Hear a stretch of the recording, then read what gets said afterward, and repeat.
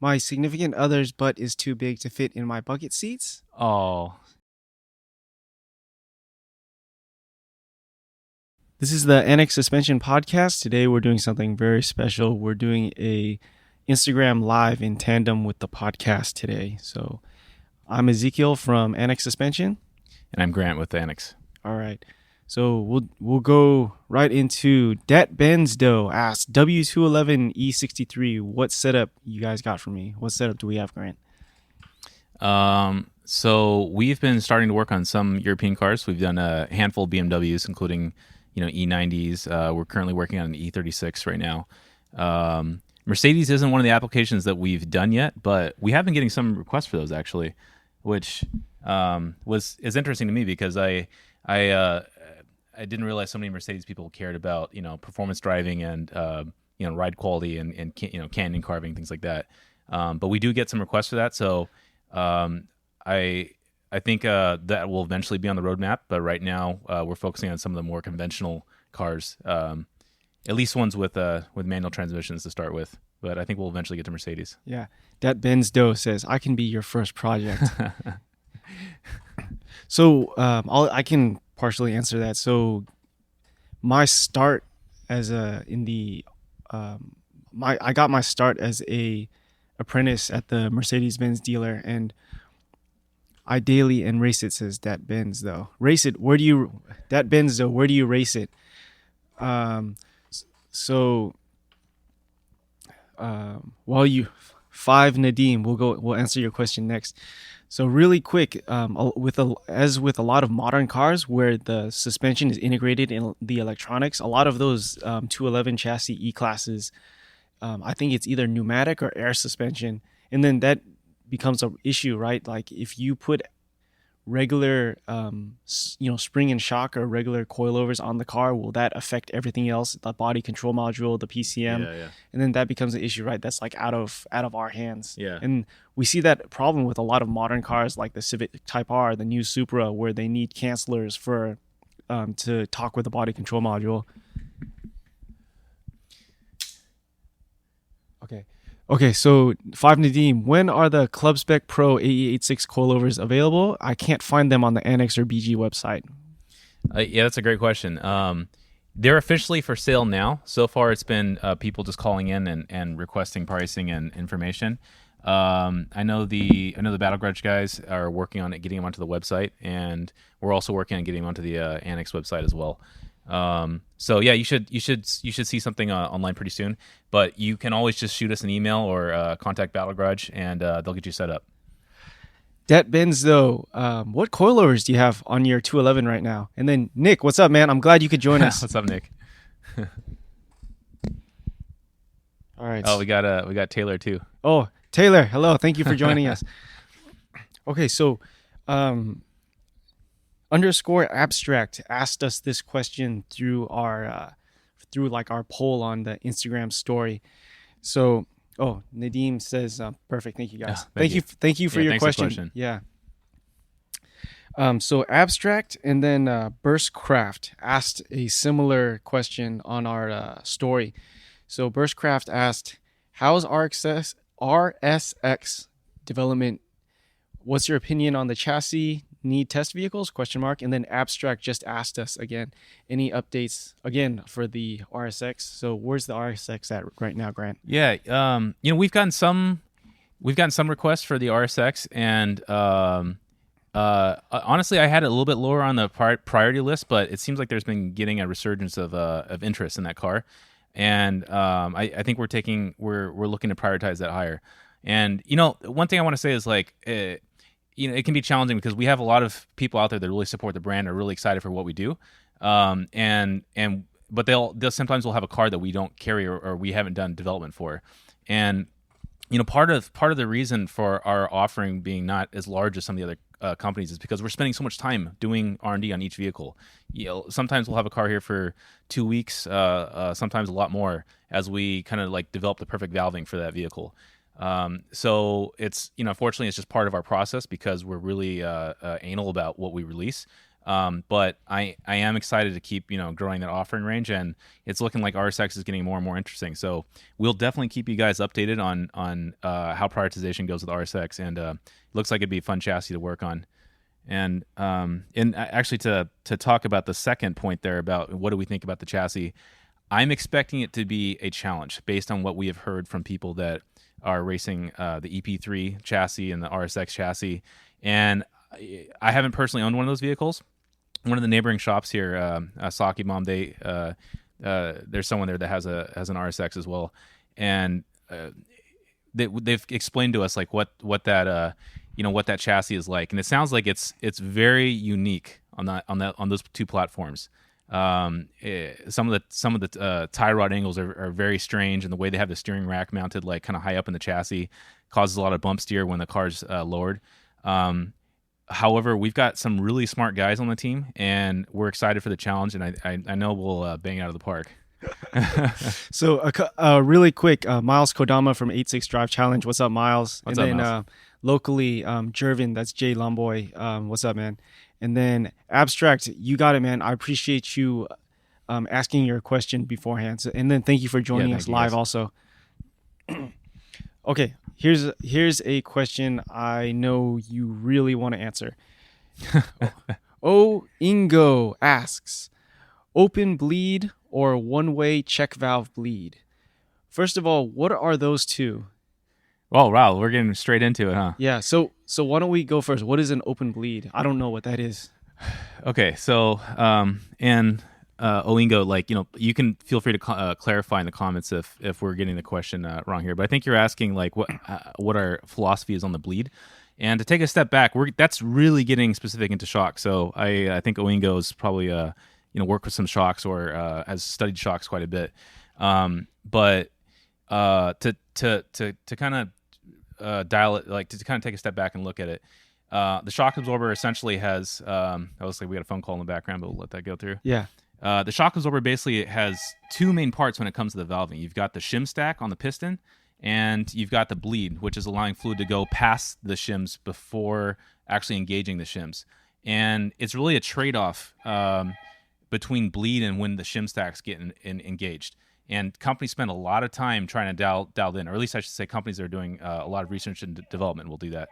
And basically, if you have a larger bleed, it allows the wheel to move a little bit up and down to keep the tire in contact with the surface. Whereas if you have a tighter bleed, you're relying on the shims to kind of engage, but that can also be abrupt. It can kind of force the wheels off the ground. So by balancing those two things, you can try to I guess strike a balance between having a good ride quality or having a faster reaction time with the vehicle. And since we spend so much time racing and working with drivers that are directly comparing our products with other suspensions, we've learned that to really dial in and get the most performance out of the vehicle, especially with our Club Spec Pro line, it's really important that we get the bleed just perfect. And one of the things that we're currently working on is coming up with an even more sophisticated bleed path to get the car to be even quicker on transitions, but still be absorbent over bumps. And so that's something that we're currently testing right now. We've been talking about like one-way bleed circuits, and if we want to do on the compression side of the rebound. But it's really funny you bring that up because that's something that we're using this quarantine period to spend a lot of time in the lab and just test a whole bunch of different setups. So. Yeah. Make sure Jackie Ding. Hello, man. Hey, Jackie. Yeah, Jackie just joined. Thanks he says, joining. hello, friends. All right. WNABSTI. Thank you for joining us. I know you had a question. So because you joined us, we're going to answer your question right now. So WNABSTI asked us a question through our story. And then it's a similar question to also Milo Crawford asked us. What's up? Hello. What's up? What's up? STI, thank you for joining us. Burstcraft, you missed out. You got to come we out. We talked about the RSX. We talked about the RSX, Burstcraft. You have to listen to the podcast now. Oh, Milo Crawford, we're going to answer your question right now. Awesome. Everybody joining us now. Okay, Milo Crawford, how did you get into the automotive business, which is similar to Oh, wannabe That's STI. Thank you, Taylor. Oh, someone sent us hearts too. I don't know how I feel about that, but that's okay. I wish I could get hearts in real life. Okay, and wannabe STI. What made you guys start a suspension company? So this isn't my company. What made you guys what how do I want to phrase that?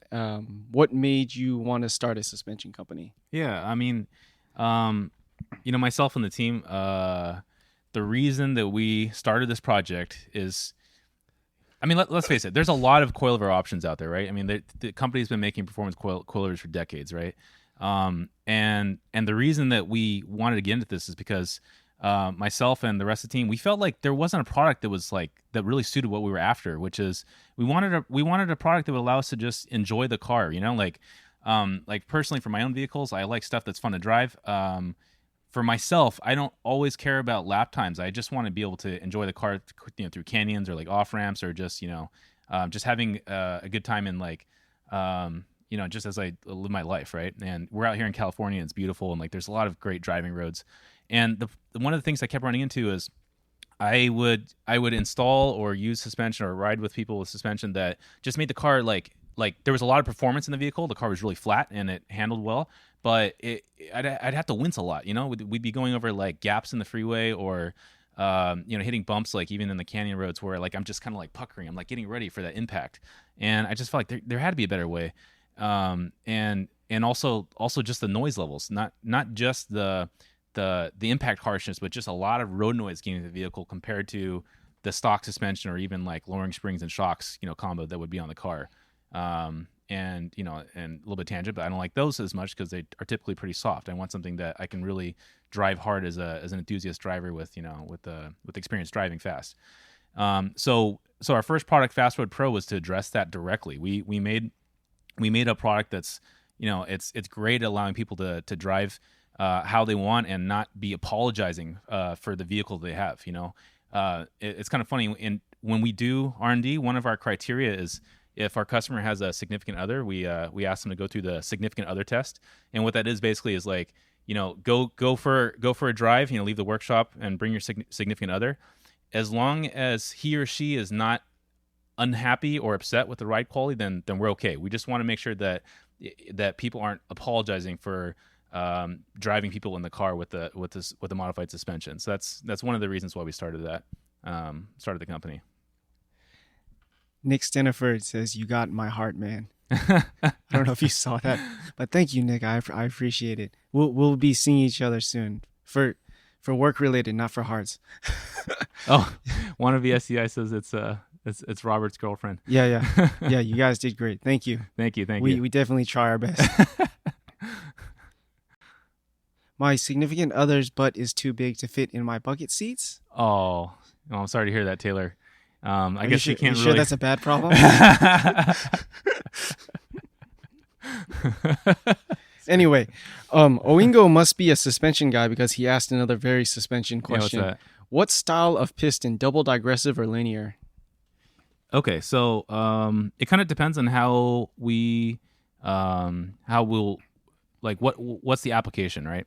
So for road use, we do build digressive curves into our street product, like Fast Road Pro, but we don't want to have too much digression. So there can be a point where too much digression is bad. If you have too much digression, then and sorry, take a step back. When I'm talking about digression, it's when you see a shock plot, you can either see a straight line, which is a typical linear curve, where the amount of force is increasing linearly with the shock speed, not the wheel speed, but the actual shock, how fast the shock is moving up and down, such as like hitting a big bump or hitting a berm, things like that, or even if it's going slow, if you're doing transitions or quickly doing a steering input. And digression is basically the ability to build a lot of force at low speeds when the shock is not moving very much, when you're cornering or you're loading up the suspension, and then it digresses or it blows off the force as the shim stack opens. And you can do that by manipulating the shims with a piston design and also the ports that are on the piston to get the shape that you want. And so depending on what the use case is, sometimes we'll have a digression on the compression side as well if we want that, or sometimes it'll just be linear on the compression rebound. So it really depends on what the application is. I know for our street stuff, we've got some curves that have been tried and tested, and we're really enjoying the end results of those on a variety of different cars that we've done. And those are typically a digressive on the rebound only. And for the race stuff, we have been experimenting with a double digressive or a single digressive, and we've got a few piston designs that we've been working on and testing on. But yeah, so far what we have out in the field has been working great. So we're just really looking for that little last bit for the race stuff. So it's been a lot of fun. Logan ILX asks, 9th gen Civic Si or 2.4 ILX? If we have an app, shine some light. Logan, I'll be honest with you, we haven't done that car yet, so I don't want to speak on something that we don't have any knowledge of. But when we get a car in here, and we'll eventually do that application, and when we have it here, I'm sure we'll have a lot more to share about the motion ratios, the suspension geometry, the sway bar strategy that the company has used, the ride frequencies that the OEM has decided on. And based on what we gather from that, we will use that input and put it into our calculator to figure out how we want to do the valving and spring package for that car. But right now, I can't really talk about that application. Again, modern cars like that are tough, especially modern luxury brands where the logic for the active suspension probably ties into like the body control module, the powertrain control module. So really important, like we actively go out to the field and do testing. We just were at Super Lap in COTA in Austin, Texas. And yeah, there was one driver where because he did not have the cancelers for his car, it actually messed with like the tuning of the PCM, something like that. Yeah. So there's stuff on modern cars you don't think about, like you modify hard parts like the brakes and suspension, all of a sudden like the engine logic changes, right? Yeah. Because the engine doesn't know what to do with this kind of stuff. Yeah. And I think that's why there's a resurgence in older cars. I think people are kind of craving for the simplicity that we took for granted in the 2000s, right? I remember when I was younger, I've always been kind of into like vintage cars. I actually grew up driving, vintage Alfa Romeos. And in the 2000s, I was thinking, man, these cars are just like not analog like they used to be. But these days, after now that we're in the super modern era, I really enjoy driving those cars because a lot of those nannies are just not present.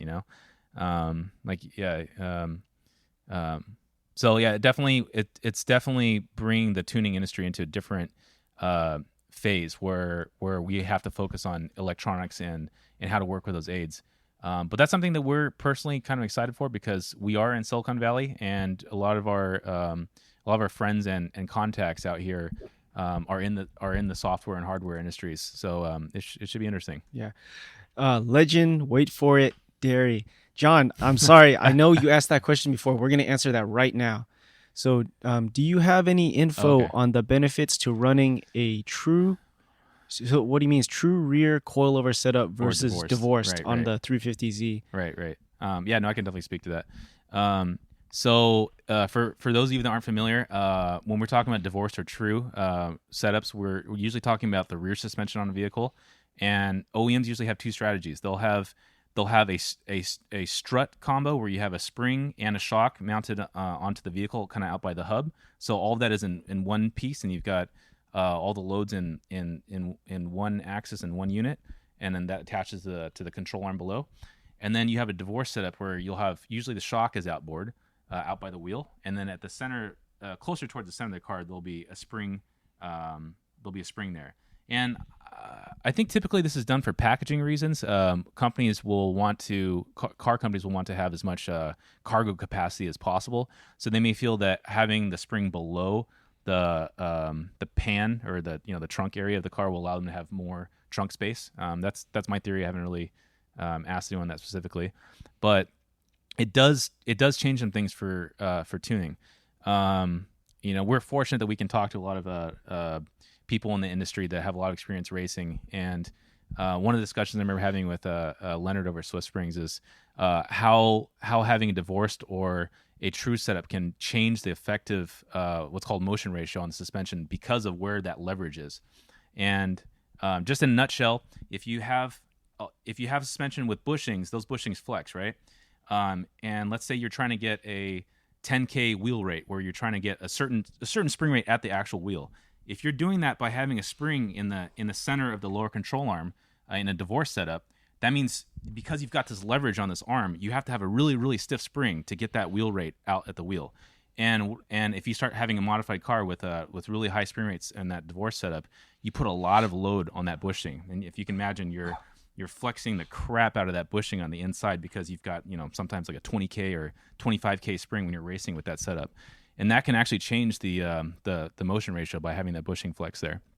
So, and on the flip side, if you have a true rear setup, you can get away with that and also have usually less weight, because all that on one coilover is typically weighs less than a divorce setup. But you then have to balance that between the structural rigidity of putting all the car's weight onto an area where it was just a shock absorber mounted to. So it kind of depends on a per application basis, but I think overall you can get better performance with the true rear setup. However, you have to be the judge and figure if it's worth the hassle or worth the risk of damaging the chassis for that. I think a lot of times prepared race cars will switch to a true rear setup. Or if it's someone that has maybe a lower spring rate setup on their true rear setup, they can get away with it on a street car. But that's something that you kind of have to decide for your own application. But either way, we're happy to give our judgments on it and do the math to make sure it's valved and sprung appropriately, whichever direction you go. I feel like Oingo's trying to test us with these questions. You see what he wrote? Oingo says, how important is flat ride natural frequency? Do we implement it when applicable? Do you implement it when applicable? So flat ride, if you guys aren't familiar, is the concept of when a car goes over a bump. If you can imagine, let's say there's a speed bump here and the car is traveling in this direction. If the car goes over a bump, the front of the car is going to hit. It's going to come down, and then the back of the car is going to hit. So if you had, let's just say in a typical car, if you're not paying attention to flat ride, you're going to have the car go up, down, and it'll pitch. It'll go into a pitching motion. And so you can imagine if you're a passenger in that car and the car is going like this, you're going to get seasick. And for that reason, especially on OEM cars, it's really important to have flat ride built in, where you've got the front of the car hitting, but then the rear spring rate is effectively a lot higher, so that when the front of the car hits, the rear will catch up by having a stiffer rate, and will allow the car to bound from that bump more in a flat manner rather than pitching. So, I think for OEM cars, it's really important. For the stuff that we do, we definitely take that into consideration.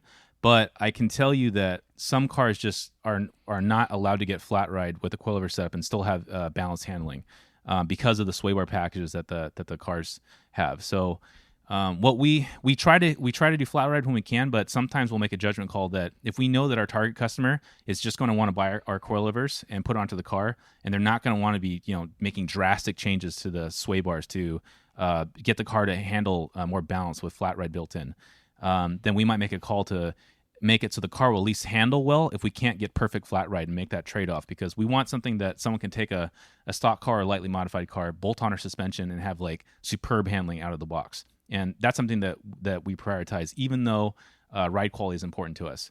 And there are some things that we can also do to help to get an artificial flat ride, even though the spring rates aren't quite there, by tweaking with the compression curves and the rebound curves to kind of emulate a flat ride.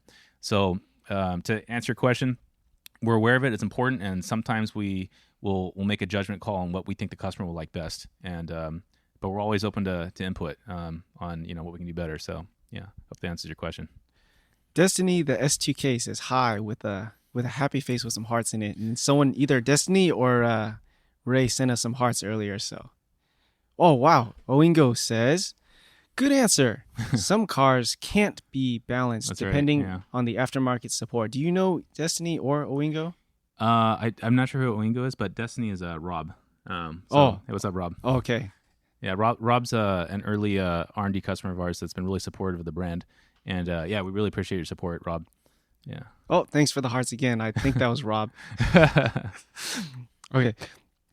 So, wannabe STI also asked previously, VA chassis. Where's the status on the VA chassis application? Um, VA Subaru.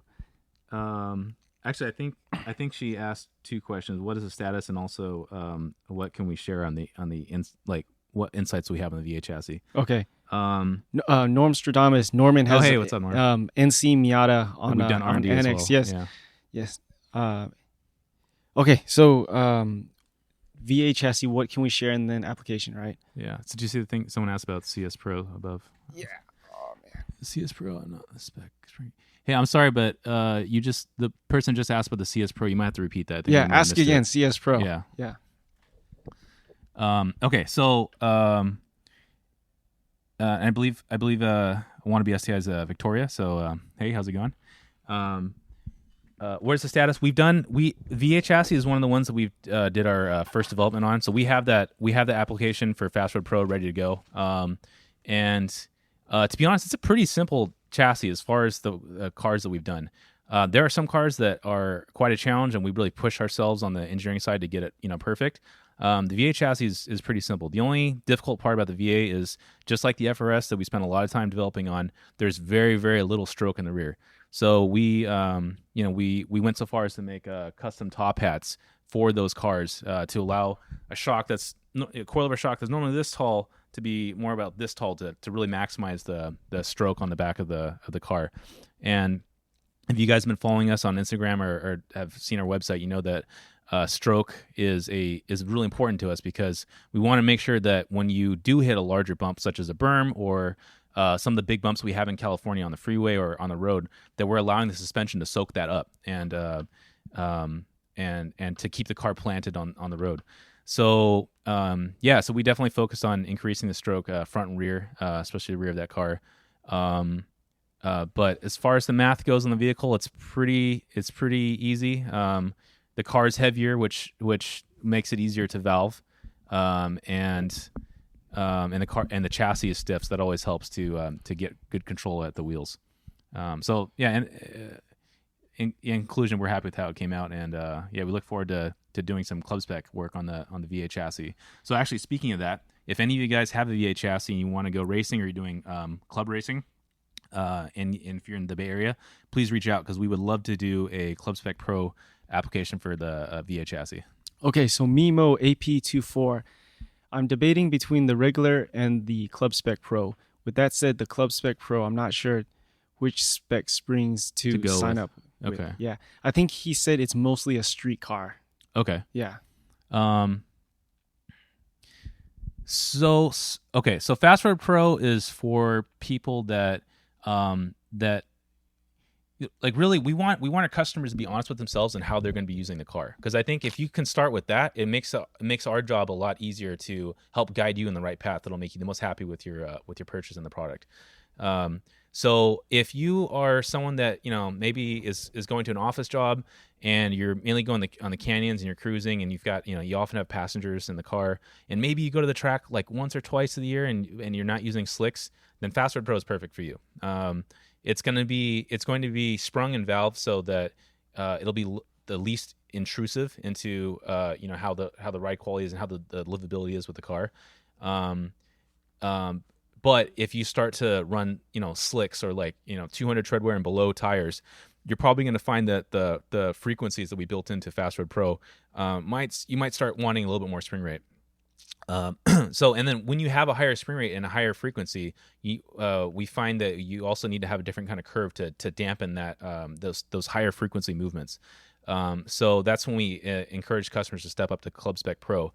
We have a totally different piston for that, totally different valving, different bleed circuits, and we will often use much higher spring rates on the Club Spec Pro, coupled with a helper spring. And that's a whole nother discussion that maybe we can save for another live stream. But yes, helper springs are really, really important when you have an effectively high spring rate on a car. And so when you start to get into those higher spring rates, Club Spec has all this stuff built in to let you get the most out of it and make sure that you're getting the most grip out of the vehicle, even though that you have higher spring rates to support those higher grip tires. Okay, so Burstcraft and Rob, I have your questions written down. We will answer this really fast. Metal SU37. I haven't installed my club specs yet. I hope we can do a crossover event with you guys once all this clears over. I hope I can do anything once this once this all clears over. But thank you, Metal SU37. If you're still there, what application do you have? Because I'm curious. We only build it's really cool when we get to a set of club specs, orders, because it's really highly customized. Yeah. We spend a lot of time working with the customer to figure out exactly what they want. We build a really handcrafted suspension for each one of our customers. So it's a lot of fun. All right. Rob asked, CTR soon? CTR application? Civic Type R. It's on the roadmap. I think I'm waiting to hear more people that are that really want it for that car. So yeah, it is on the roadmap, but we don't have a set time yet for that vehicle. So one thing that I found out just from doing leg research is that companies that do make coilovers for the CTR, and then because they need a canceller, now there's just a warning light in the dash the whole time, which I'm not okay with. I paid brand new money for this CTR, and I'm gonna have this error message the whole time I'm driving this car. Yeah. I'd like a comprehensive package, right? Yeah. No, like I was saying earlier, we're really interested in getting into some of these modern cars, because some of the guys on the team, especially Keith, if you're watching, what's up? They have a lot of experience doing hardware and electronics. So I think if we do get into application where that kind of solution is needed to get performance suspension onto vehicle, I think we'll be well equipped to do that, and may even have some spin-off products where we're doing electronics for newer vehicles. So yeah, I look forward to it. All right. So Burstcraft, I paraphrased your question. So do you build coilovers around the OEM parts and geometry to make it more of a air quote bolt-in, or do you suggest certain changes to make an overall better package? Yeah, that's a great question. So I think it comes down to our two product lines, because usually the buyers of those product lines are pretty different. So Fastword Pro, we really focus on having something that's just bolt on to a car that's slightly modified and allows you to get the most performance out of that. That being said, if someone comes up to us and says, hey, I really want Fastword Pro, but I have XYZ mods, we're happy to do custom valving or stroke or spring rates to suit. But typically Fastword Pro is designed for a relatively unmodified car. Club Spec, on the other hand, Club Spec is designed for people that are doing club racing or even professional racing, and those cars are often modified. So we will take that into consideration. Like if there's a car that will often use extended control arms, that's very common, then maybe that's the geometry that we'll put into our calculator to come up with the valving and spring rates. But since, and I guess I should really stress this, because we are using math to develop our valving and choose our spring rates, that allows us to be flexible with what we can build for you guys. And so that was a huge that's a huge tool that we have in our tool set, because if someone has a custom setup, and if they can get us the measurements or they can get us the corner weights, we can build the right shock just for that, as opposed to maybe like a trial and error method that companies that don't have that tool set might need to take. So that's been really helpful to allow us to build the best suspension that we can for each customer. Middle SU37, hello. Let us know what application you've... Oh, there we go. I do time trials with NASA, Rocky Mountain, and SCCA. I have a stock 17 BRZ with Olin Road and Track. Purchase Club Spec. This is Dustin's order. Oh, Dustin. Hey, what's up, man? Hey, Dustin. You should have said your name. Yeah, man. I look forward to you installing those. I know the local guys that have been racing with their FRSs have been happy with the club specs, and we got to validate at some of the berms at Thunderhill West, and the results are good. And yeah, for you guys watching the live stream, Annex Suspension is actually a sponsor for our local 8.6 Drive Challenge Time Attack series. So we definitely get a lot of data on those on that particular chassis. So let's see. Owingo, I got your question, but we're gonna ask. Did you see? Sorry, Milo's question. Yes, I did. Yeah. Okay. I got, and then Milo, we're gonna answer your question also. So Milo asked, he has a friend that is considering springs, coilovers, or bags. What direction would you point them in? Um, we really just want our customers to enjoy their vehicle, whatever that means to them. So, for example, if someone calls us and they say like, "Hey, I just really want to go. I just really want to go low with the car, and I don't really, I don't really drive fast. I care more about like, what it looks like when it's parked, and I just want to handle it meets and stuff." Then I can be honest with them and tell them like, "Hey, airbags might be for you because you can get those things with airbags, and you told me you don't care about ride quality, and you care more about the appearance of the car." Then that's a direction I would steer them towards. Or sometimes we'll get a customer that they're hypersensitive to spring rates. I remember one time we had a customer that had a stock car, and he was like, "Yeah, I want suspension, but like I'm really not happy with the ride quality on this car." And I rode with him, and it was like a stock car, and so I had to tell him, honestly, like even though our suspension I think is really comfortable and does a lot of things really well, I don't think you want a modified suspension on your car if you're already having issues with a good condition car that has what I think is very soft spring rates and valving from the get go. So it kind of depends. And if someone says like, even just I only want just a slight increase in ride stiffness, and I just want the car just a little bit lower, then we can tell them like either we can do a custom setup where we have a lot lower spring rates and valving than we typically would have, or the springs and shocks can work just as well. So it really depends on what the customer wants. Cool. Amstar86 just joined us. Did you see Taylor's comment? Sorry. Yeah, I did. And then Backyard86 Visna. Hello. Hey, what's up, Visna? Hello, Omar. Hello, Visna. Chase in Motion says bags are for groceries. But I mean, going back to your point, springs, bags, coilovers, like we've been saying this entire live stream, the biggest thing, what do you honestly intend to use your car for? Because if you're honest with yourself, like, I just care about aesthetics, I want this thing to go super low, I want it to look sick, then yeah, maybe bags are for you. Like the Annex product is probably not for you. Mm-hmm. But, if you race in like a club series, if you want a occasional canyon cruiser, we probably have a good option for you. Yeah. Yeah. I agree with that. Okay. Okay. Oingo, trying to test us again with these questions. Build and assemble in-house or just R&D?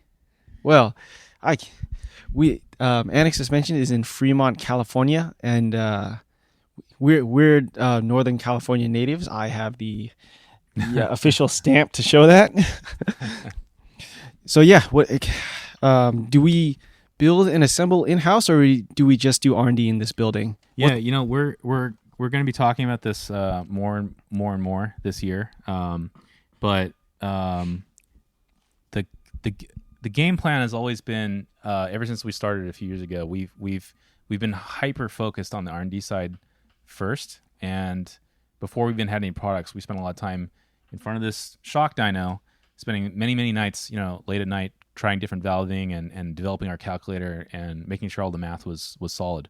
But the game plan was always to be R&D first, and then have production in the same facility as well. So we do R&D here, but we also do production. And actually, part of what we've been doing this year is we've been shifting this workspace from strictly an R&D thing, where we were building one-offs, like every shock we built was a one-off, to be more streamlined and get ready for production. So that has always been the game plan, and we do build everything in-house. And we've got all the shims here and all the equipment here to build the shocks. And we're doing both here. Going back to Burst Craft's question, do you suggest customers make certain changes to make an overall better package? I think a lot of times we do. Like, we'll suggest some sway bar changes. I'll say, because I think I'm most familiar with the ZN6 ZC6 chassis, is that you need aftermarket sway bar end links in many cases, because if you run the factory end links, they're too long and it puts the sway bar at the wrong position, or the sway bar itself will be at an angle where it'll actually contact the lower control arms. So there's actually a lot of instances in a practical application where we will recommend, like, hey, if you are at this ride height, you may want these changes, or like if you're looking for a more oversteer biased car, we can suggest this, and this, right? Yeah. Yeah, and for Fast Road Pro, because we are putting some focus on ride quality. Typically, Fast Road Pro is paired well with some upgraded sway bars, and that allows us to still have enough spring force and ride frequency, so we can control the dips and dives. But we're allowing the wheel to articulate over those bumps that you see on real world roads. And to balance that with performance driving, where we want the car to be responsive, we will often recommend people also upgrade front and rear sway bars, hopefully with adjustable ones, so they can really fine tune the handling balance. But that's usually what we recommend most often with Fast Road Pro, in addition to special end links for cars that really need it. Club Spec Pro, because it's a more race oriented product. Sometimes racers don't necessarily want to have a larger sway bar because you can be removing ultimate grip by picking up the inside wheel or overloading the outside one. So we will try to have the springs do that, because we're not as focused on ride quality with Club Spec Pro. But just to talk a little bit about that, for Club Spec Pro, we still want the car to be borderline streetable. So you should be able to drive the car occasionally on the road and not feel too beat up. We still try to shoot for that as we can. And this is transitioning towards a pure motorsport product that we'll be working on, where that one is going to be strictly times the only thing that matters, and we won't care about ride quality at all, and we want to just keep pushing our game as we get more into competitive motorsports. M_star asked us a question on our Instagram story. Thank you for asking us a question ahead of time. If I purchased a set of coilovers, could I pick them up at your shop and take a quick tour? Yeah, I mean, absolutely. After COVID is over, we're taking the lockdown pretty seriously. But no, I mean, on a serious note, we invite people, especially locals in the Bay Area, to come by and check out the facility and see what we do here. So you can see all the things that we're talking about. You can see that we do those things here, and you can meet the team that does R&D on the vehicles, and you can see the dyno in action, and we can talk more about the valvings, the particular valving for your car. So yeah, we definitely invite people to come by and say hi to us and take a look at the facility. Evil Sino just joined us. Hello, Anthony. Oh, hey, how's it going? Chase says, was able to drive my race car to and from work with my club specs. It was much more comfortable than my previous setup and a lot faster on track. And Destiny, the S2K, says, well worth the trip. Yeah. What did Chase used to have? He had some shocks and springs. Yeah. It was a coilover setup, but it was like an older setup that used to be pretty popular. Yeah. So we are going to, if you guys have questions, make sure to ask them, because we're just about at our 5 to 10 minute mark. So, and then Destiny, the S2K, says, for anyone contemplating visiting the shop. Yeah. Thank you for your support, Rob. Yeah, Rob. I appreciate that. And Rob was we had a workshop sometime last year where we kind of talked about, we had a presentation for some people, and we kind of talked about what we know about building shocks and how we do that and what our philosophies are. We haven't had one since then, unfortunately, since we've been really busy.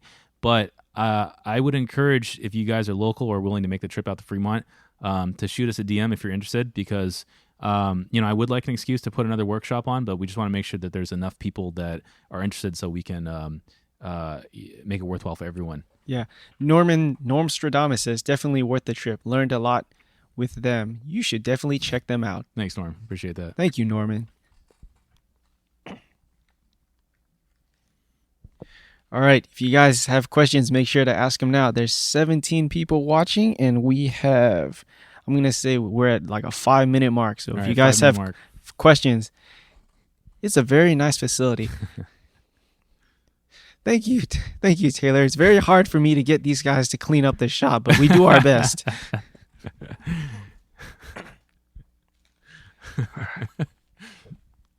We have one special question that I'm saving for the very end. But so yeah, if you guys have questions, 15 people, make sure to ask your question right now.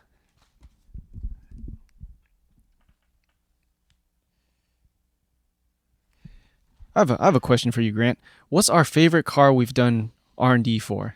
Interesting.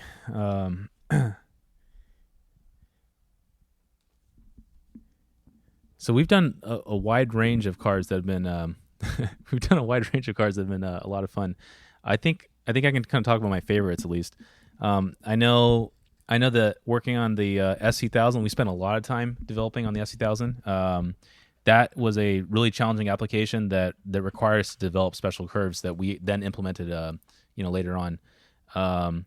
And yeah, I think we all as a team got a huge appreciation for Hondas after that, because we could just tell like the people that build these cars are really passionate. Like I remember on the SC1000, like they had these beautiful like aluminum control arms, and just the way the suspension was laid out, you could tell it was more about enjoyment and performance than it was just about reducing cost. So that was really fun. And also one thing that I've really enjoyed was we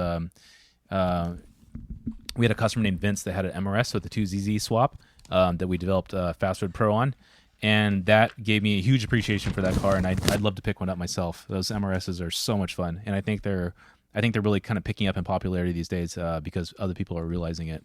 And we also were lucky enough to have Joe McGuigan's MRS in here that we developed club specs for, and even with the stock engine, that car was a blast. So I really enjoyed those. Yeah. Norman asked how I have to paraphrase you, Norman, but if we have a high-powered car, how do we change suspension on? Would we change like the setup on it? I have an example for you. I have an S2000 customer with a Comptech supercharger. He makes 400 at the wheel. How would you change suspension on that thing versus a NA S2000? Yeah. I mean, so Jeff Wolfson on the team, he participated in Formula D. I helped out a little bit with the Formula D program as well, and they were really big on trying to get as much grip as possible into the vehicle because they had so much power. They're just trying to get to the ground. So that you definitely have some changes with the suspension when you have more power. So if it's not like 1,000 horsepower, if someone just has like in an engine swap or something where they maybe are doubling the horsepower of the stock car, we'll definitely look to try to set the car up to be a little bit more understeer bias, so we can let the driver apply more of the throttle to get more of that power down to the ground and forcibly rotate the car to neutral steer it out of a turn, rather than having a razor sharp cornering balance that we would set up on an FRS, for example, that doesn't have a lot of power, where you're trying to get as much mechanical grip out of the car rather than trying to get power to the ground. So yeah, there's definitely some compression and spring rate changes that we do on the rear end for cars that have a lot of power. All right. So we are going to answer last 3 questions. Destiny, the S2K. Is information on Nick's S2K withheld? Just curious what spring rates you guys decided. Yeah, no, not at all. Yeah, for Nick's car, we kind of went with what the spring rates that he was looking for, because he has experience racing the car, extensively on a different setup that was a little bit tired by the time we started working with them. And I think he settled on 15K on the front and 13K on the rear of this SC1000, which has a stock F22, I believe. And actually, Nick, you can correct me if I'm wrong. And it's mostly gutted. So it's basically a stock SC1000 with modifications for racing, such as like light, being lightened and having a roll cage and stuff. But the cornering balance of that car seemed to be good, and we're going to be working with Nick some more to see if we want to do some further tweaks. But I can say that with those spring rates, we put it into our calculator and we used our math we looked at the math, and those spring rates made sense for that car and the tire package that he was using. Mimo AP24 asks, how long have you guys been in business? I just heard of you guys. Oh, cool. Yeah. So we started this project in 2017 or so, and all of that time until 2019 was strictly R&D. just many hours in the workshop, developing shocks for friends and family to test out and let us like really understand the art of what we were doing here before we launched. We officially launched in 2019 and have still focused mainly on R&D, but word has been spreading about what we do here, and it was kind of organically kind of getting out there. And now for this year, we are really confident in the shocks that we build and the technologies that we developed. And so now it's just about kind of getting the word out about all the passion and time that we spend on shocks here, and kind of sharing that with the world to let them know that we're here and we're happy to help. Metal SU37. How was CODA? What other big events are you guys looking forward to? So if you want to find out how CODA was for us, we have a lot of videos on our YouTube channel, Annex Suspension on YouTube, that you can check out. What other big events are we looking forward to this year? Well, I think we definitely want to be doing more of the global time attack events. Those have been a lot of fun, and we've been learning a lot from the drivers that we work with at global time attack events. So as soon as this health epidemic settles down, we're going to be flying out to across the U.S. and attending more events. I was gonna say that's the problem. Like with everything going on now, we had so much planned for even this month, and like everything has to get canceled now, and that's for everyone across all industries, right? Yeah. So we are going to do Oinjo, the man who tests us with questions. We're going to answer his question last. Sorry, you guys, because we're going to have to cut it short and get back to work very soon. We're going to answer Oinjo's question, and then we got one special question left.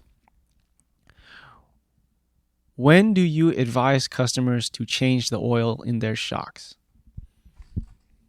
So that depends on the use case. For Fast Food Pro, if you're mainly just driving to work and driving through the canyons, the oil that we use in those shocks and the way it's being used and the temperatures the shocks are seeing, honestly, people can use the oil in those shocks for years. We've got applications that have been out for years that have 50,000 miles on them, and the oil is holding up well on those applications. If you are doing competitive racing, it is recommended that you change the oil more often. You can actually, because of the temperatures and the forces that race shocks are seeing, you can actually be shearing the molecules on the oil, and you can be changing the viscosity and the performance of the shock, just on strictly the oil side of things.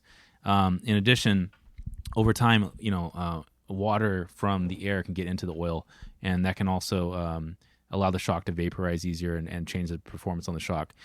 Now that being said, I don't think that unless the shock that you're using has trouble with sealing, I don't think it's going to be night and day for you if you're using some shocks for a season or more in your racing. But if you are looking for that last, if you're someone that's competing for that last the last 10/10ths, it is recommended to service the shocks maybe like once a season. Bill DeBear joined us. Hello, Bill. Hey, Bill. So if you guys, Bill has the WRX wagon. You can check out his car on our YouTube, the coilover stroke video. So thank you for joining us, Bill. All right, we're going to wrap this up. I really appreciate you guys who participated, you guys who answered questions on our story. We could not get to all the questions, so I had fun doing this. How about you, this Grant? Is great for the first time. I didn't expect this many people to participate, so I really appreciate you guys who participated. If you want your questions answered, thank you for the hearts, whoever sent hearts. Rainbow colored. Yeah. If you guys want all your questions answered, make sure when we do Instagram story next time, ask in the story, and I will guarantee we will answer your questions here, because we got a bunch of questions that went through really fast. We couldn't answer them. And Bill DeBear, Annex is great, by the way. Highly recommend to those viewers who don't have them. Thank you so much, Bill. Yeah, Bill, we spent a ton of time on your car, and we really appreciate you and your feedback, man. Thank you so much. Yeah, thank you. All right. We're going to wrap this up really soon, or right now, and we have one very important question. This is the most important question of the day, of the entire live stream, and this is from our this is regarding both of our global time attack drivers. Hold on. Elaine_E, can't wait to run your guys' suspension. Miles Kodama, Annex dropped my lap times in the 8.6 drive challenge. Thank you guys. Okay. Thanks, Miles. All right. So both of our global time attack drivers, Nick Steniford, Nick, and then Josh Garcia. Josh, where are you on this live stream, man? Who's Josh Iroku on Instagram. Nick Steniford asked, who's cuter, Nick Steniford or Josh Garcia? How are you going to answer that? I think it's a you question, man. What do you mean it's a my question? Oh, see, I gotta take the phone call. The phone is just ringing, so we gotta leave that question on hold for you guys. Sorry, Nick. Maybe we'll tell you in person. But thank you guys for joining the live stream. If you guys like this, make sure to shoot us a DM, contact us on any of our social channels. And yeah, thank you guys again. We'll definitely be doing this again. Joining. This was a lot of fun. We can't wait to do it again. Yeah. All right. See you guys. See you guys.